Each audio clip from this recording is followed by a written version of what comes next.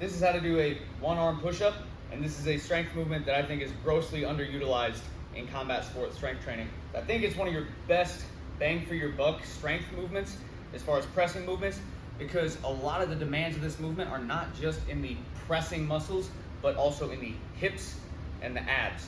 Builds really good strength for anti-rotation, which leads us to rotational strength.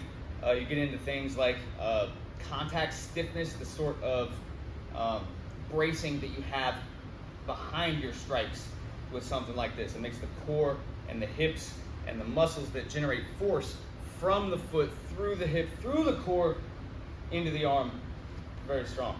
And I think one of the reasons it's really underutilized is people don't really know how to scale it to any ability level, because it's a very difficult movement if you just do it straight up, or people think it's kind of a showy move more so than a serious training method.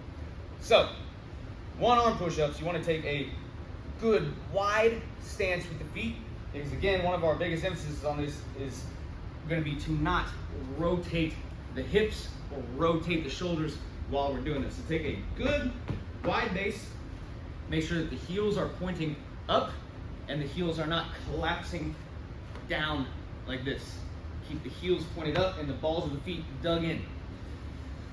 So you want to execute it kind of as closely to a two-arm push-up as you can. So we go down level, not rotating or opening up the chest this way. And again, not letting the feet collapse down. Keep everything square to the ground. Boom. Stay strong with the opposite side hip. If you're pressing with your left hand, really think about driving through that right foot and being strong with the right hip. Here. Boom. You can load them with a plate on the back. More commonly, I think you're gonna find that you need to take some weight off of this.